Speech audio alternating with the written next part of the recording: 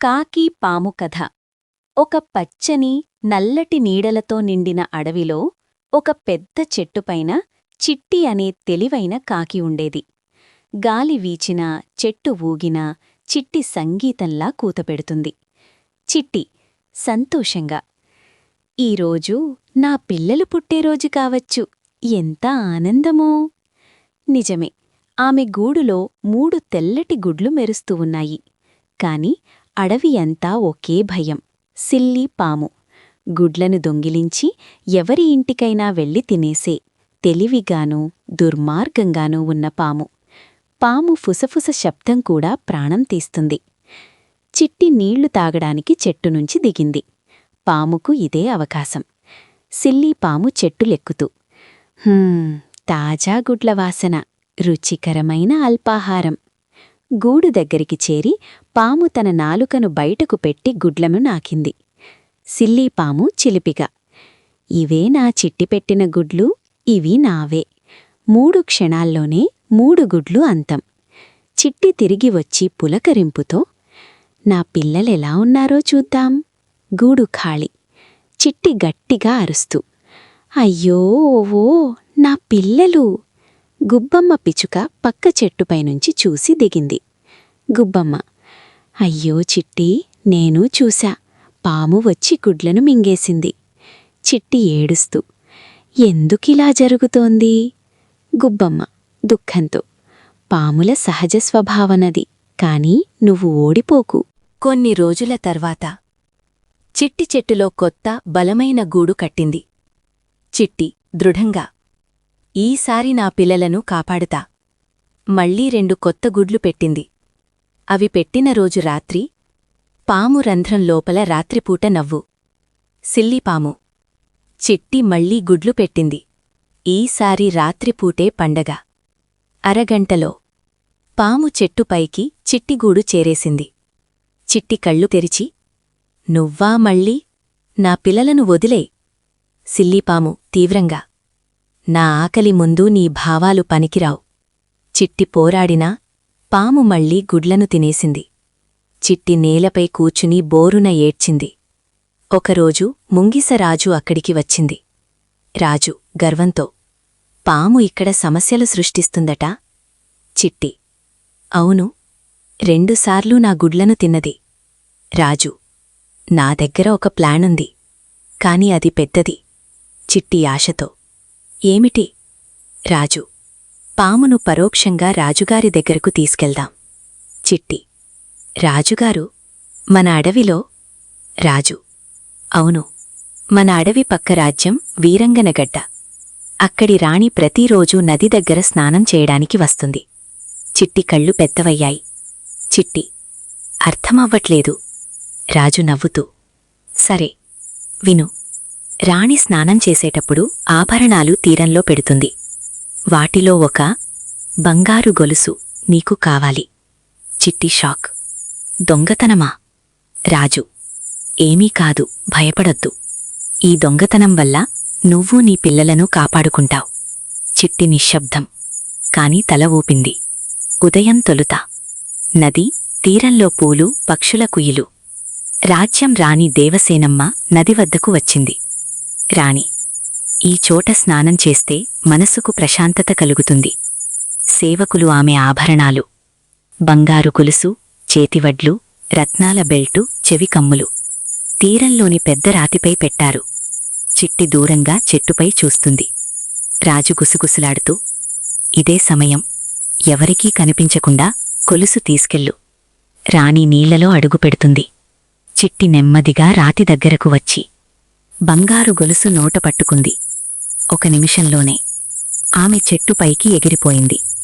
సేవకురాలు కేక, అమ్మా రాణి, కాకి మీ గొలుసు తీసుకెళ్ళింది. రాణి కోపంగా, ఆ గొలుసు దొరకాలి, వెంటపడండి. సైనికులు వెంటపడ్డారు. చిట్టి వారి ముందు ఎగురుతూ, కాని పాముపై దృష్టి. చిట్టి పాము రంధ్రం వద్దకు వెళ్లి గొలుసును పక్కనే పడేసింది. సిల్లిపాము బయటకు వచ్చి, బంగారం, ఇది నాది అని దాన్ని రంధ్రం లోపలికి లాగింది. అదే సమయంలో సైనికులు రంధ్రం దగ్గరికి వచ్చారు. సైనికులు, ఇదే దొంగగూడు. పామును రంధ్రం నుంచి బయటికి లాగి రాజ్యం వెలుపలికి తీసుకెళ్లి విడిచిపెట్టారు. అడవి ప్రశాంతం. పాము వెళ్ళిపోయింది. చిట్టి కళ్లల్లో నీళ్లు. చిట్టి, ఇప్పుడు నా పిల్లలు సురక్షితం. గుబ్బమ్మ పిచ్చుక, చిట్టి, నీ ధైర్యం ఆపాదించిన గెలుపిది. రాజు, బుద్ధి ఉన్నచోట సమస్యకు చోటుండదు. అడవి పక్షులందరూ నవ్వారు. అందరూ పాము పోయిందనుకుని సంతోషంగా ఉన్నారు. కాని నిజానికి సిల్లీపాము వెళ్లలేదు. రాజ్యం వెలుపల పడేసినా అది రాత్రిపూట తిరిగి అడవిలోకి వచ్చింది. సిల్లీపాము కోపంతో, చిట్టి, నువ్వు నన్ను మోసం చేశావ్. ఈసారి నీపై పగ తీర్చుకుంటా. అది నిశ్శబ్దంగా తిరిగి తన పాత రంధ్రం దగ్గరకు వచ్చింది. అక్కడ చిట్టి చెట్టు కనిపించింది. పాము కళ్ళు ఎరుపెక్కాయి. పాము తిరిగి వచ్చిన విషయం చిట్టికి తెలియదు. ఇక చిట్టి కొత్త బలమైన గూడు కట్టి 3 అందమైన గుడ్లు పెట్టింది. చిట్టి గుడ్లను చూసి, ఈసారి నిజంగా నా పిల్లలను రక్షిస్తాను. గుబ్బమ్మ పిచ్చుక వచ్చింది. గుబ్బమ్మ, పాము తిరిగి రాదు కదా? చిట్టి, ముంగిసరాజు ప్లాన్తో వెళ్ళిపోయింది. ఇంకేం భయం? గుబ్బమ్మ కొంచెం ఆందోళనగా, నీకు ఎలాంటి ప్రమాదం రాకూడదు చిట్టి. అకస్మాత్తుగా పాము తన రంధ్రం నుంచి నెమ్మదిగా బయటకు వచ్చింది. పాము, ఈసారి నువ్వు ఏడవవు. ఎందుకంటే నువ్వూ బతకవు. పాము చిట్టిగూడుపైకి కదులుతోంది. చిట్టి పైకి చూసింది. ఆమె కళ్ళు దాని చూపుతో కలిశాయి. చిట్టి అరుస్తూ, గుబ్బమ్మ, పాము తిరిగి వచ్చింది. గుబ్బమ్మ షాక్. ఎలా? దానిని రాజ్యం బయటికి తీసుకెళ్లారుగా? చిట్టి పాము ఒక్క చెంతే ఉండగా తీవ్రమైన వేగంతో రాజు ప్రవేశించాడు. రాజు, అయ్యో, ఇది మళ్ళీ వచ్చిందా? పాము నవ్వుతూ, రాజు, నీ నాటకానికి నేను మళ్ళీ బలి కావాలనుకుంటున్నావా? రాజు రెడీ. చిట్టి, అయ్యో రాజు, చిక్కుకుపోయాం. పాము, నీవు కాకిని కాపాడగలవా? చూద్దాం. పాము రాజు చుట్టూ చుట్టుకుంటోంది. అడవంతా టెన్షన్. ఈ ప్రమాదం చూసిన ఇతర పక్షులు వచ్చాయి. బొద్దింకరాజు, గూబమ్మ, మైనమ్మ, కోతిరాజు, మేకమ్మ, కొంగరాజు. అందరూ అరుస్తూ, చిట్టిని కాపాడాలి. కోతిరాజు పైకి ఎగరుతూ, మనం కలిస్తే పామును ఓడించవచ్చా? అందరూ సిద్ధమయ్యారు. కోతిరాజు చెట్టు నుండి పాము పైకి దూకాడు. కోతిరాజు, చిట్టి, నీ గుడ్లు కాపాడ్తా! పాము కోపంతో కోతిరాజును కొరకడానికి ప్రయత్నించింది. మైనమ్మ తన చిలుకలతో పాము కళ్లపై దాడి చేయించింది. గూబమ్మ పాము తలపై కాళ్లతో కొట్టింది. రాజు, నేను ముగింపు చూపిస్తా అని పాముతో పోరాడుతూ దాని తోకను లాగాడు. అడవి మొత్తం అరుస్తోంది. పాము క్షణంపాటు అయోమయంలో పడింది. రాజు అరిచాడు, ఇప్పుడే అవకాశం, చిట్టి, ఎగిరిపో! చిట్టి గూడును సంరక్షిస్తూ పైకి ఎగిరింది. పాము కోపంతో, నిన్ను విడిచిపెట్టను, ఇదంతా నీవల్లే!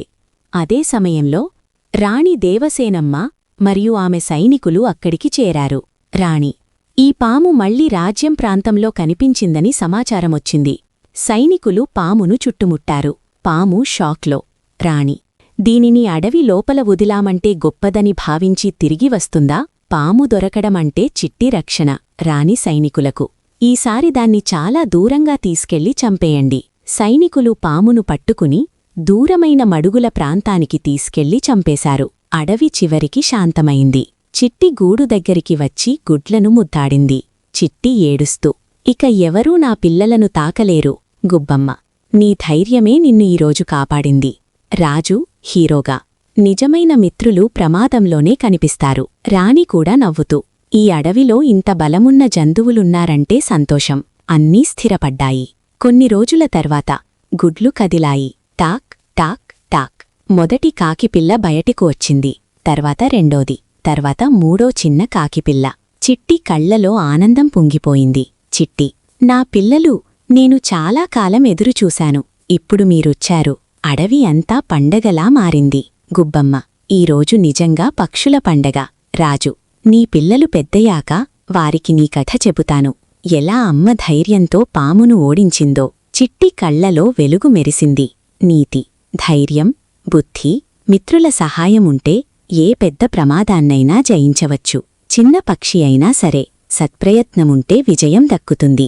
మీకు మా వీడియో నచ్చినట్లయితే please like, share and subscribe to my channel. ఒకరోజు అమ్మమ్మ తాతయ్య చెప్పిన కథలు.